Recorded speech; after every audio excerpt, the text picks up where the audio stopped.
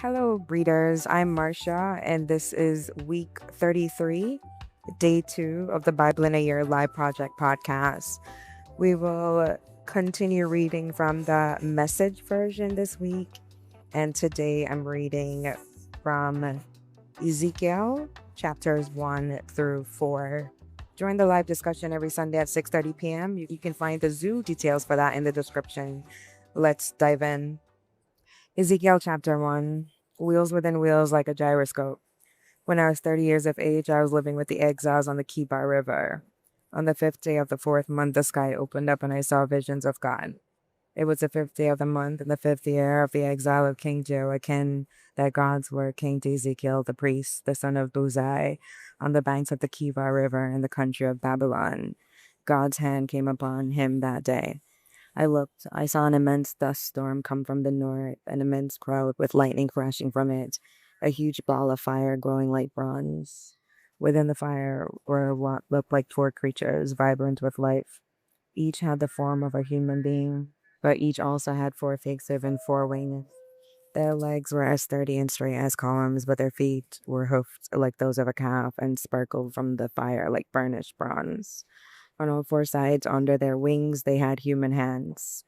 All four had both faces and wings, with the wings touching one another. They turned neither one way nor the other. They went straight forward. Their faces looked like this: in front, a human face; on the right side, the face of a lion; on the left, the face of an ox; and in the back of the face of an eagle. So much for the faces. The wings were spread out, with the tips of one pair touching the creature on either side. The other pair of wings covered its body. Each creature went straight ahead. Wherever the spirits went, they went. They didn't turn as they went. The four creatures looked like a blazing fire, or like fiery torches. Tongues of fire shot back and forth between the creatures, and out of the fire, bolts of lightning. The creatures flashed back and forth like strikes of lightning. As I watched the four creatures, I saw something that looked like a wheel on the ground beside each of the four faced creatures. This is what the wheels looked like. They were identical as wheels, sparkling like diamonds in the sun. It looked like they were wheels within wheels, like a gyroscope. They went in any of the four directions they faced, but straight, not bearing off. The rims were immense, circled with eyes. When the living creatures went, the wheels went. When the living creatures lifted off, the wheels lifted off. Wherever the spirits went, they went. The wheels sticking right with them, for the spirit of the living creatures was in the wheels. When the creatures went, the wheels went. When the creatures stopped, the wheels stopped. When the creatures lifted off, the wheels lifted off, because the spirit of the living creatures was in the wheels. Over the heads of the living creatures was something like a dome, shimmering like a sky full of cut glass, vaulted up over their heads. Under the dome, one set of wings was extended towards the others, with another set of wings covering their bodies. When they moved, I heard their wings. It was like the roar of a great waterfall, like the voice of the strong God, like the noise of a battlefield. When they stopped, they folded their wings. And then, as they stood with folded wings, there was a voice from above the dome over their heads. Above the dome, there was something that looked like a throne, sky blue like a sapphire, with a human like figure towering above the throne. From what I could see from the waist up, he looked like burnished bronze, and from the waist down, like a blazing fire. Brightness everywhere, the way a rainbow springs out of the sky on a rainy day. That's what it was like. It turned out to be the glory of God. When I saw all this, I fell to my knees, my face to the ground. Then I heard a voice. Ezekiel chapter 2. It said, "Son of man, stand up. I have something to say to you." The moment I heard the voice, the Spirit entered me and put me on my feet. As he spoke to me, I listened. He said, "Son of man, I'm sending you to the family of Israel, a rebellious nation if there ever was one. They and their ancestors have fomented rebellion right up to the present. They're a hard case, these people to whom I'm sending you, hardened in their sin. Tell them, this is the message of God, the Master. They are a defiant bunch, whether or not they listen. At least they'll know that a prophet's been here. But don't be afraid of them, son of man, and don't be afraid of anything they say. Don't be afraid when living among them is like stepping on thorns or finding scorpions in your bed. Don't be afraid of their mean words or their hard looks. They're a bunch of rebels. Your job is to speak to them. Whether they listen is not your concern. They're hardened rebels. Only take care, son of man, that you don't rebel like these rebels. Open your mouth and eat what I give you. When I looked, he had his hand stretched out to me, and in the hand a book, a scroll. He unrolled the scroll. On both sides, front and back, were written lamentations and mourning and doom. Ezekiel chapter 3. Warn these people. He told me, Son of man, eat what you see, eat this book, then go and speak to the family of Israel. As I opened my mouth, he gave me the scroll to eat, saying, Son of man, eat this book that I'm giving you, and make a full meal of it. So I ate it. It tasted so good, just like honey. Then he told me, Son of man, go to the family of Israel and speak my message. Look, I'm not sending you to a people who speak a hard to learn language with words you can hardly pronounce. If I had sent you to such people, their ears would have perked up and they would have listened immediately. But it won't work that way with the family of Israel. They won't listen to you because they won't listen to me. They are, as I said, a hard case, hardened in their sin. But I'll make you as hard in your way as they are in theirs. I'll make your face as hard as rock, harder than granite. Don't let them intimidate you. Don't be afraid of them, even though they're a bunch of rebels. Then he said, Son of man, get all these words that I'm giving you inside you. Listen to them obediently, make them your own, and now go. Go to the exiles, your people, and speak. Tell them, this is the message of God, the Master. Speak your piece, whether they listen or not. Then the Spirit picked me up. Behind me, I heard a great commotion.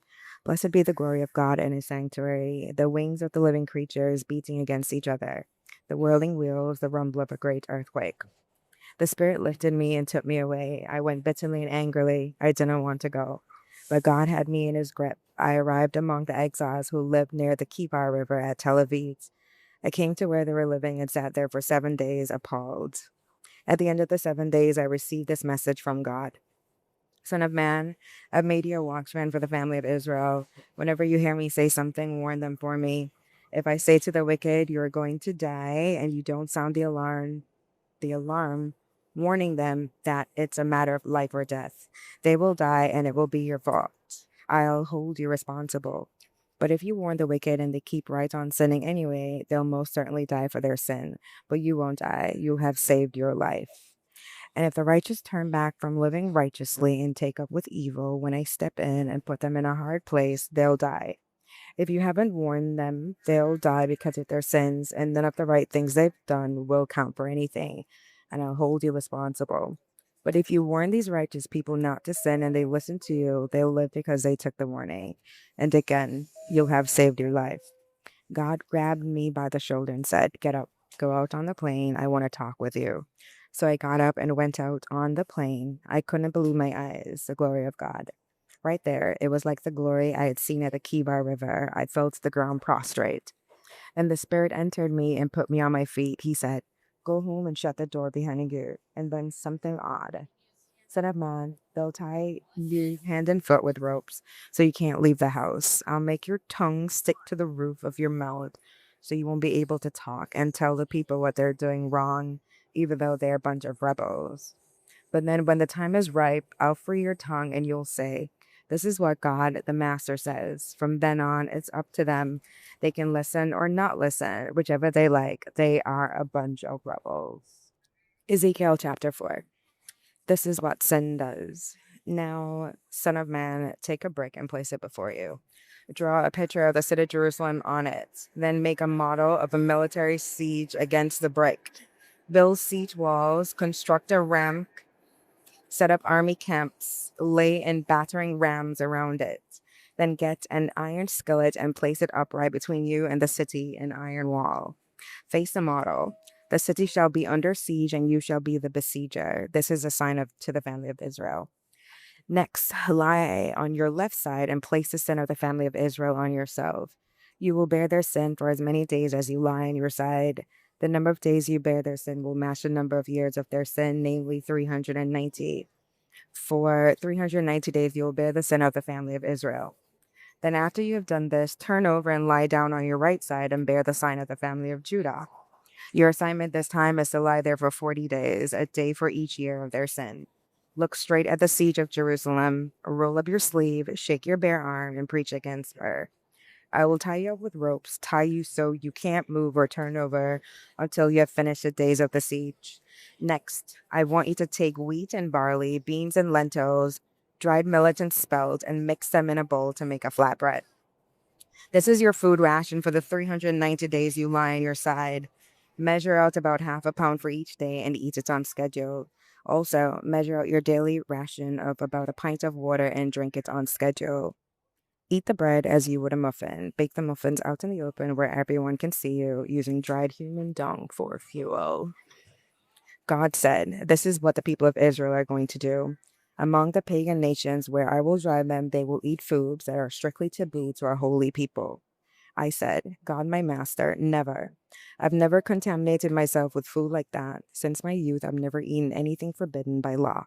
Nothing found dead or violated by wild animals. I've never taken a single bite of forbidden food." "All right," he said, "I'll let you bake your bread over cow dung instead of human dung." Then he said to me, "Son of man, I'm going to cut off all food from Jerusalem. The people will live on starvation rations, worrying where the next meal is coming from, scrounging for the next drink of water. Famine conditions. People will look at one another, see nothing but skin and bones, and shake their heads." This is what Zin does. Here ends today's reading. God said something to Ezekiel that I think we should all pay attention to. He says to Ezekiel in chapter 2 that he's to take the message to the people. And the sad thing is that the people will not listen. Well, the text implies that there's a possibility that some will listen, but for the most part, they won't listen because they're rebels and their head is hard. And God says, don't worry, the job is not to make them listen. The job is to speak the truth. And then he says, even when you speak the truth, make sure that you don't rebel like them. You follow the words that you are speaking.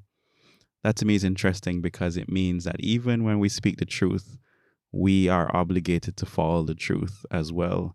And also, it encourages me that our job is to speak the truth. We don't need to argue with anybody. We don't need to force them to listen to it.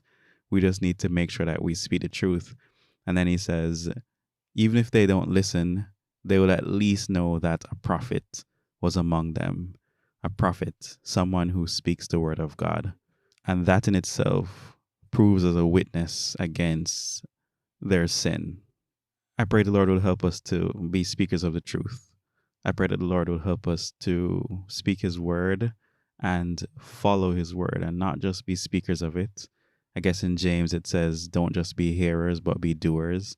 And in a sense, this passage is saying, don't just be speakers, but also be doers of the word so that we can glorify God in all that we do.